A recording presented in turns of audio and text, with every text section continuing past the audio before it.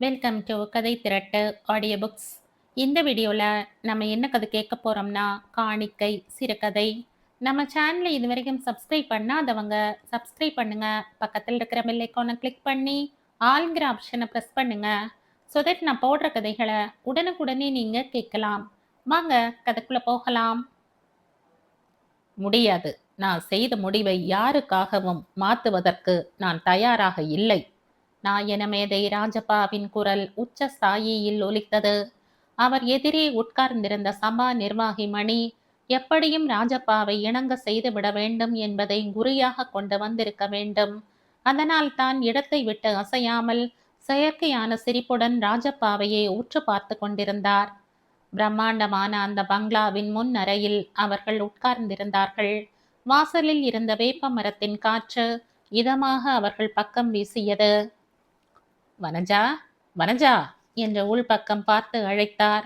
அடுத்த சில நொடிகளில் வனஜா கையில் காஃபி குவளையுடன் வந்தாள். சாப்பிடுங்கள் மணி என்று உபசரித்தார் ராஜப்பா.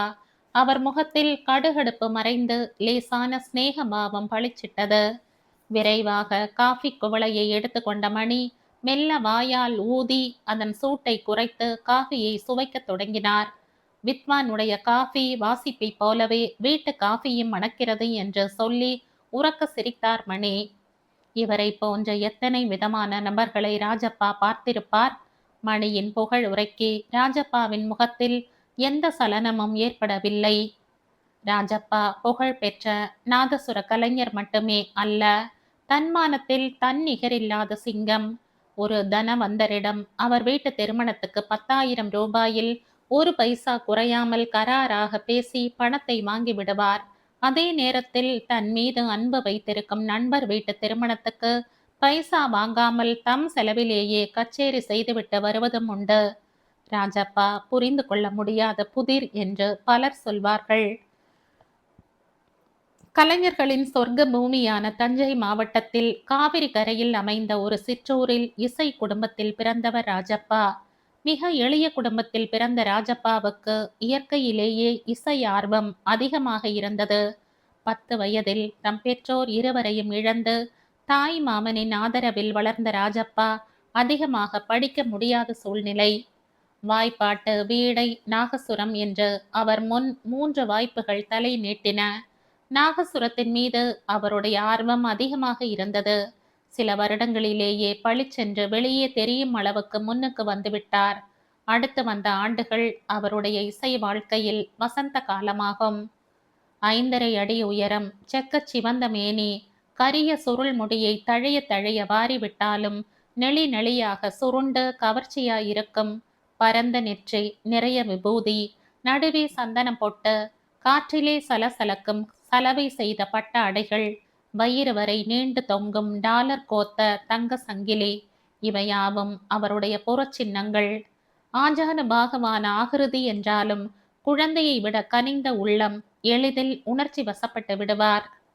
மேடையில் அமர்ந்து விட்டால் இசையோடு ஒன்றி போய்விடுவார். ராகங்கள் என்னை கொஞ்சம் கையாளு என்று கெஞ்சிக் கொண்டு வரிசையாக நிற்கும். ஆனந்த பைரவியும் சகானாவும் தோடியும் பைரவியும் அவருடைய முத்திரை பதித்த ராகங்களாகும். ராஜப்பா அமர்ந்திருந்த நாற்காலியை பிடித்து கொண்டு நின்றிருந்த வனஜாவை பார்த்து, என்னம்மா, நீங்களாவது வித்வானுக்கு சொல்லக்கூடாதா? நீங்க சொன்னா நிச்சயம் தட்ட மாட்டார் என்று சொன்னார் மணி. முகத்தில் சலனம் ஏதும் இல்லாமல் தன் கணவனை பார்த்தாள் வனஜா. வனஜாவை ராஜப்பா திருமணம் செய்து கொண்டதையே ஒரு கதையாக சொல்வார்கள். அப்போது ராஜப்பாவுக்கு 20 வயதிருக்கும். உடன்குடியில் தெப்பத் திருவிழா. முதல் முறையாக அங்கே கச்சேரி செய்வதற்கு ராஜப்பாவுக்கு அழைப்பு வந்தது. முதல் தரமான கலைஞர்களை மட்டுமே அங்கு அழைப்பது வாடிக்கை.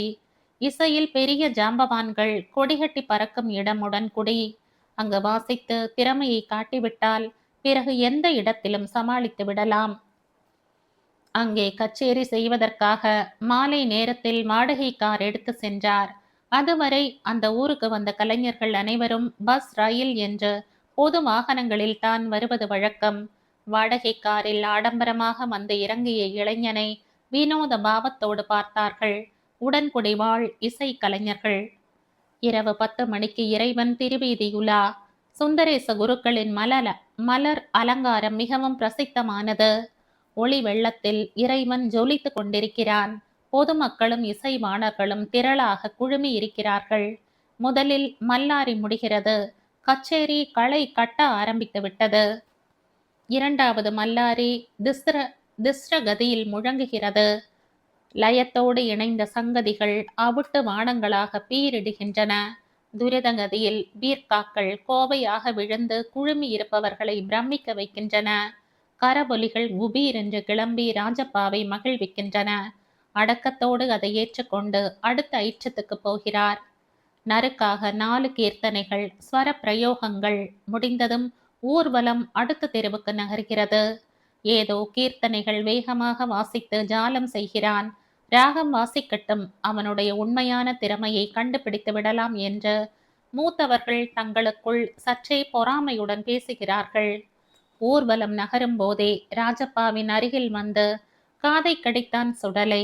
மிகுந்த எதிர்ப்பையும் சமாளித்து ராஜப்பாவின் கச்சேரியை ஏற்பாடு செய்த சுடலை மிகுந்த கவலையோடும் இருந்தான். ஒரு நல்ல இளம் கலைஞனை மூத்தவர்கள் அவமானப்படுத்திவிடக் கூடாதே என்ற பதற்றம் அவனிடம் இருந்தது. அடுத்து உங்களுடைய ராக ஆலாபனைக்காக காத்திருக்காங்க, கவனமா பார்த்து வாசியுங்க, நீங்க எப்போது சறுக்குவீங்கன்னு காத்துக்கிட்டு இருக்காங்க என்று ரகசியமாக ராஜப்பாவை எச்சரித்துவிட்டு குடிப்பதற்காக சூடாக டம்ளரில் பாலை ஊற்றி கொடுத்தான். தவில் வித்வான் தடை சொல்லை வாசித்து கொண்டு வர லய ரசிகர்கள் ஆர்வமாக கையில் தாளம் போட்டு ரசிக்க ராஜப்பா பாலை சுவைத்து கொண்டே ஊர்வலமாய் நகர்ந்தார். அடுத்த தெருவில் கச்சேரி மீண்டும் தொடங்கியது. சீவாளியை உதட்டில் வைத்து பதப்படுத்திவிட்டு கெண்டை குச்சியால் அதை பிரித்து நாயனத்தில் பொருத்துவதை கூட ஆர்வமாய் மக்கள் பார்த்து கொண்டிருந்தார்கள். என்ன தேஜஸான முகம்! வாசிக்கும் போது கூட முகம் மலர்ந்தாற் போல இருக்கிறதே தவிர வாசிப்பதற்கு சிரமப்படுவதாக தெரியவில்லையே. இயல்பாக எளிதாக அலட்டி கொள்ளாமல் வாசிக்கிறாரே என்று பொதுமக்கள் தங்களுக்குள் வியக்கத் தொடங்கினார்கள். ராக ஆலாபனை தொடங்கியது. மிகவும் விஸ்தாரமாக மேடை அமைப்பதைப் போல ராக ஆலாபனை அமைந்தது. விளம்ப காலம் தெளிந்த நீரோடையை போல இருந்தது. மத்திம காலம் இதமான தென்றல் போல வீசியது. ராகத்தின் அனுசுரங்களில் ஒன்றை மட்டும் மாற்றி ஆலாபனை செய்ததில் இசை வல்லுநர்களே அது என்ன ராகம் என்று புரியாமல் திணறத் தொடங்கினார்கள். ஒருவர் மற்றொருவர் முகத்தை பார்க்க தொடங்கினார்கள். பிற்காக்கள் பளிச் பளிச் என்று மின்னின. ஸ்வர கோவைகள் மத்தா பூக்களைப் போல பொறி வீசின.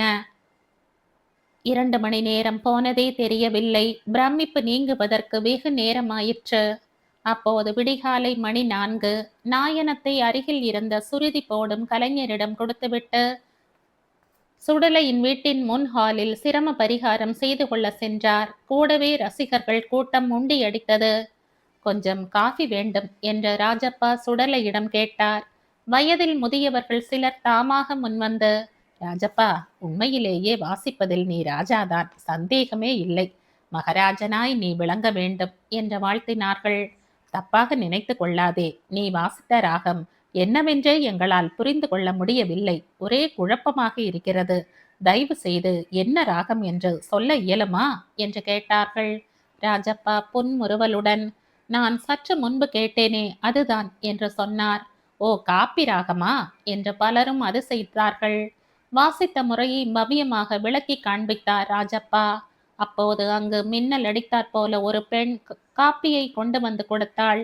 மஞ்சை கொடி போல் இருந்தாள். கரும் பச்சை நிறத்தில் சேலை. அவளுடைய எலுமிச்சை நிற மேனிக்கு மேலும் கவர்ச்சியை ஊட்டியது. எடுப்பான மூக்கு, வரிசை தவறாத பற்கள், கச்சிதமான நெற்றி, தழைய தழைய வாரி பின்னலிட்டு மணக்கும் மல்லிகையை பந்தாக தலையில் வைத்திருந்தாள். விடியல் நேரத்து பூபாளமாக சுடர் விட்டாள். என் மகள் வனஜா என்று சுடலை ராஜப்பாவுக்கு அறிமுகப்படுத்தினான். அந்த இன்ப அதிர்ச்சியில் இருந்து மீளுவதற்கு ராஜப்பாவுக்கு வெகு நேரமாயிற்று.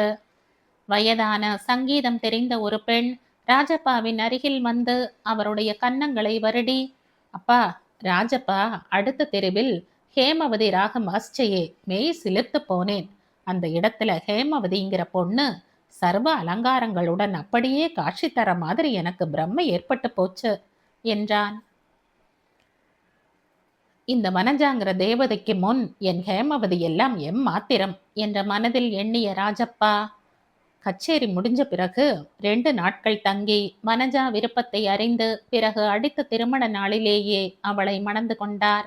அன்று முதல் அவருடைய முதல் ரசிகை வனஜாதான். அவர் கிழித்த கோட்டை தாண்டியது கிடையாது. அவர் மனநிலையை துல்லியமாக பிரதிபலிக்கும் கண்ணாடி வனஜா. மணியின் வார்த்தைக்கு பலன் ஏதும் கிடைக்கவில்லை. ராஜப்பாவிடம் ஏதும் சொல்ல இயலாதவளாய் வீட்டுக்குள் சென்று மறைந்தாள். ராஜப்பா மீண்டும் மணியை பார்த்து சொன்னார், இத பாருங்க மணி, தனிப்பட்ட ராஜப்பாவுக்காக நான் ஏதும் பேசலை. என்னை வாழ வைக்கும் கலைக்காகத்தான் போராடுகிறேன். என்னுடைய பிர்காக்களை கேட்டு சங்கீதம் கற்றுக்கொண்டவர்களுக்கு உங்கள் சபையில் மாலை நேர கச்சேரி, நாகசுரத்துக்கு மட்டும் இரவு நேர கச்சேரியா? இது என்ன நியாயம்?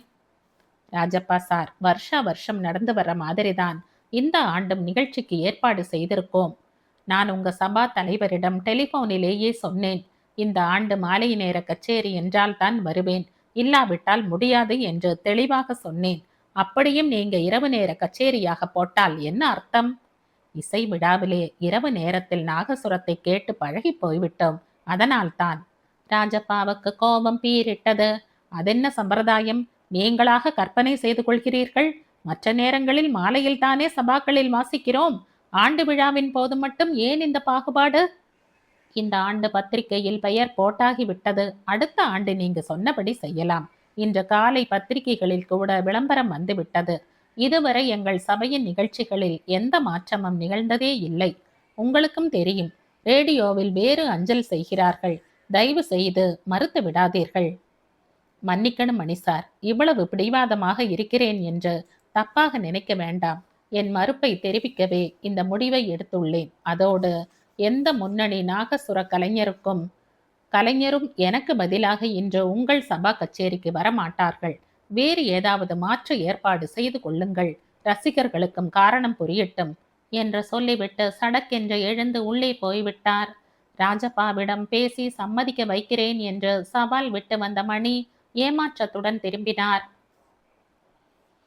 மணி ஒரு அசகாய சூரர். சபா நிர்வாகத்தில் பெரிய பெரிய கலைஞர்களை எல்லாம் கவர்ந்தவர். பேச்சில் தேன் ஒழுகும். சங்கீதம் என்றால் என்னவென்றே தெரியாமல் சபா நடத்துபவர்.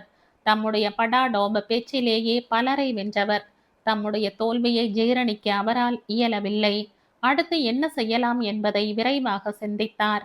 ராஜப்பாவுக்கு அடுத்த இடத்தில் இருப்பது யார்? வடிவேலு.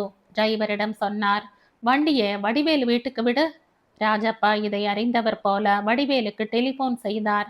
உடனே இங்கே வா என்று. மணியின் கார் வடிவேலுவின் வீட்டுக்கு போவதற்குள் வடிவேலு ராஜப்பாவின் வீட்டுக்கு வந்து சேர்ந்தார். சங்கீதத்துக்கு சம்பந்தமே இல்லாத மாவட்டத்துக்கு ஒரு கச்சேரிக்காக சென்றிருந்தார் ராஜப்பா. மாலையில் அவருடைய கச்சேரி.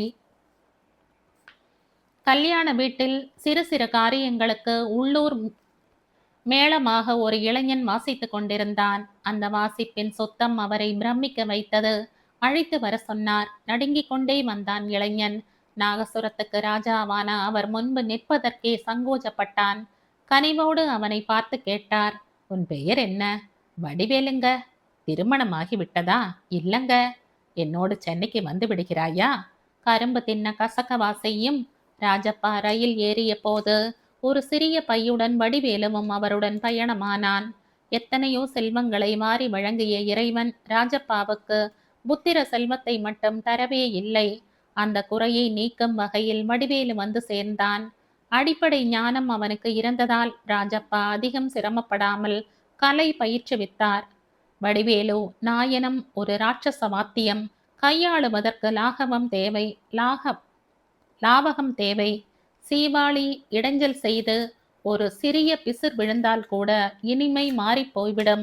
ஒவ்வொரு கச்சேரியும் ஒரு பரீட்சை மாதிரி நமக்கு. ராகங்களை இனிமையாக்க கமகங்களை சேர்த்துக்கொள். ஆனால் அளவோடு இருக்கட்டும். சுதி விலகக்கூடாது. பாசாங்கு ராகம் வாசிக்காத. மத்தியாமவதி வாசித்தால் அது மத்தியமாவதியாகத்தான் இருக்க வேண்டும். ஒரு ஸ்வரம் மாறினாலும் சுத்த சாவேரியாகிவிடும். கம்பி மேல் சர்க்கஸ் செய்வது போன்றது இந்த கலை. என்று அவ்வப்போது சொல்வார். நாகசுர கலைஞர்கள் சிரம பரிகாரத்துக்காக லாகரி வஸ்துக்கள் சாப்பிடுவார்கள் என்ற அவப்பெயர் உண்டு. அதை மாற்றி காண்பிக்க வேண்டியது உன் கடமை. ஒழுக்கத்தோடு இருந்தால் உன் திறமை மேலும் பிரகாசிக்கும் என்ற கண்டிப்போடு சொல்வார். ராஜப்பா எதிர்பார்த்தது போலவே வெகு சீக்கிரத்தில் வடிவேலு முன்னுக்கு வந்துவிட்டார். பல கச்சேரிகளில் குருவும் சிஷ்யனும் சேர்ந்து வாசித்தார்கள். வடிவேலுவுக்கு திருமணம் செய்வித்து மகிழ்ந்த நேரத்தில் வடிவேலுவின் பெற்றோர் வந்து சேர்ந்து கொண்டார்கள்.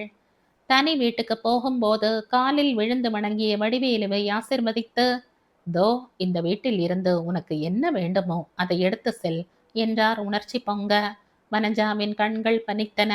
வடிவேலு, "விலை மதிப்பற்ற கலை செல்வத்தை எனக்கு தந்திருக்கிறீர்கள். இதைவிட எனக்கு வேற என்ன வேண்டும்?" என்று உணர்ச்சி பொங்க கூறிவிட்டு, "எனக்கு எவ்வளவு நன்மைகள் செய்திருக்கிறீர்கள். அவற்றிற்கு இந்த ஜென்மம் இல்லை, அடுத்த ஜென்மத்திலும் கடன் பட்டிருக்கிறேன். உங்களுக்கு குரு தட்சிணையாக, காணிக்கையாக தருவதற்கு ஏதாவது பிரியப்படுகிறேன்" என்று சொல்லி நிறுத்திய வடிவேலுவை பார்த்து, "ஓ, குரு தட்சிணை, காணிக்கை" என்று உரக்க சிரித்தார். வனஜாவை பார்த்து, "அம்மா, நீங்களாவது ஐயா கிட்ட சொல்லுங்க" என்றான் வடிவேலு. "நீ நிறைந்த புகழோடு ஐயா மாதிரி உயரணும்பா. அதுவே நீ ஐயாவுக்கு தர காணிக்கை." "அம்மா, ஐயாவோட கற்பனைகளுக்கும் சங்கீத ஞானத்துக்கும் வரம்பே கிடையாது. அந்த அளவுக்கு என்னால உயர முடியாது. ஆனாலும் அவருடைய புகழுக்கு பங்கம் வராம நடந்துக்குவேன்" என்றான் தழுதழுக்கும் குரலில். "அது போதும், போய் வா" என்ற வடிவேலுவை அனுப்பி வைத்தார் ராஜப்பா. வடிவேலு படிப்படியாக முன்னேறினார். இசை உலகில் புதிய நம்பிக்கை நட்சத்திரம் என்று பத்திரிகைகள் பாராட்டின. அவருடைய உயர்வை பார்த்து மனமாற மகிழ்ந்தார் ராஜப்பா. டெலிபோனில் சொன்னபடி சடுதியில் வந்து நின்ற வடிவேலு ராஜப்பாவை பார்த்து வணங்கினார். சற்று அமைதி இழந்தவராக படபடப்பாக அவர் இருப்பதை உணர்ந்த வடிவேலு உள்ளே சென்று வனஜாவிடம் என்ன விஷயம் என்பதை தெரிந்து கொண்டார். "இந்த சபாக்காரர்களுக்கு பாடம் புகட்ட வேண்டும் என்பதற்காகவே இன்றைய கச்சேரியை மறுத்துள்ளேன். அடுத்ததாக உன்னிடம்தான் வருவார்கள். தெரியாமல் ஒத்துக்கொண்டு விடாதே. அதுதான் நீ எனக்கு தரும் காணிக்கை" என்றார். "உங்கள் பேச்சை மீறுவேனா ஐயா" என்று பவ்யமாக சொன்ன வடிவேலு வழக்கம் போல குருநாதரின் அருகில் அமர்ந்து அவருடைய கால்களை இதமாக பிடித்து விட்டு கொண்டிருந்தார். குருவும் சிஷ்யனும் பல்வேறு விஷயங்களை பேசிக் கொண்டிருந்தார்கள். கடிகாரம் 9 மணியானதை காட்டியது. வனஜா வெளியே எட்டி பார்த்து, "மணி 9 ஆகிவிட்டது. வள்ளி காத்து கொண்டிருப்பாள். வடிவேலை வீட்டுக்கு போக சொல்லுங்கள். நீங்களும் சாப்பிட வாருங்கள்" என்றாள். வடிவேலு வணங்கி விடை பெற்று வெளியே வந்தார். வண்டி அந்த தெருமுனையை தாண்டியது. கையை ஆட்டி வண்டியை நிறுத்த செய்த மணி விரைவாக வண்டிக்குள் உட்கார்ந்து கொண்டார். அப்போது மணி 9:10. வடிவேலுவின் கையை பிடித்து கொண்ட மணி, "உன் குரு எல்லா விஷயத்தையும் உன்னிடம் சொல்லி இருப்பார். எங்களுக்கும் இது கௌரவ பிரச்சனை" என்றார். வடிவேலுவை பேச விடவில்லை. "உன் வீட்டுக்கு போய் உன் மாமனாரிடம் கலந்து பேசிவிட்டு இங்கு வந்து காத்திருந்தேன். டிரைவர் சபா பக்கம் வண்டியை திருப்பு" என்று கட்டளையிட்டார். "என்ன சார் இது?" என்று பதறினார் வடிவேலு. "இத பார், யதார்த்தமா சிந்தித்துப்பார். ராஜப்பா ஒரு வாழ்ந்து முடிந்த கலைஞர். புதிதாக அரும்பி இருக்கும் முட்டு நீ. இப்போதே எங்களை போன்றவர்களின் வெறுப்பை ஏற்றுக்கொண்டு முன்னேற முடியுமா? சுயமாக சிந்தித்துப்பார். இந்த ஆண்டு இப்போது நீ வாசித்தால் அடுத்த ஆண்டு உனக்கு மாலை நேர கச்சேரி மட்டுமல்ல, சபாவின் ஆண்டு விழாவில் கலைஞர்களுக்கு அளிக்கப்படும் விருதும் உனக்குத்தான். உன் குருநாதருக்கு கிடைக்காத அந்தஸ்து உனக்கு கிடைக்கப் போகிறது. உன் மாமனார் உன்னுடைய குழுவினருடன் இந்நேரம் சபாவுக்கு வந்து காத்திருப்பார். எனக்காக இதை செய்ய வேண்டாம். உன் ஒளிமயமான எதிர்காலத்துக்கு இன்றைய நிகழ்ச்சி உத்தரவாதமாக அமைய வேண்டும்" என்று வடிவேலுவின் மனதில் சலனத்தை ஏற்படுத்தி கொண்டிருந்தார். "ஐயா பேச்சை எப்படிங்க மீற முடியும்" என்று வடிவேலு சொல்லிக் கொண்டிருந்த போது சபாவின் வளாகத்தில் வண்டி நுழைந்தது. அப்போது மணி 9:20. ராஜப்பா சாப்பிடவில்லை. நாற்காலியில் சாய்ந்து கொண்டிருந்தார். காலடியில் வனஜா. அவளுடைய காதுகள் கூர்மையாக வானொலி நிகழ்ச்சியை கேட்டு கொண்டிருந்தன. மணி 9:30. வானொலியில் சிறு மௌனம். ராஜப்பாவின் இதயம் அளவுக்கு மீறி படபடத்தது. வானொலி முழங்கியது. ஆல் இண்டியா ரேடியோ இசை விழா. சபா அரங்கில் இருந்து இப்போது வடிவேலுவின் குழுவினருடைய நாகசுர கச்சேரியை அஞ்சல் செய்கிறோம். ராஜப்பாவுக்கு தம் காதுகளையே நம்ப முடியவில்லை. வானொலி பெட்டியில் இருந்து சுருதியின் ஓசையும் தாள ஒலியும் தமிழ் கலைஞரின் எடுப்பும் முன்னே கேட்க நாகசுர இசை ஓசை ஒலிக்க ஆரம்பித்தது.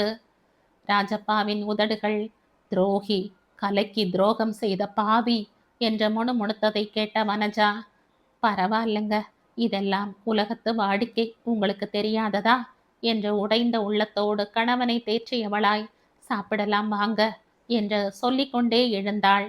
ராஜப்பாவின் தலை நாற்காலியில் சாய்ந்திருந்தது. என்னங்க என்று வனஜா எழுப்பிய அரற்றல் அந்த தெரு முழுவதும் எதிரொலித்தது. ஒரு சங்கீத சகாப்தம் முடிந்து விட்டிருந்தது.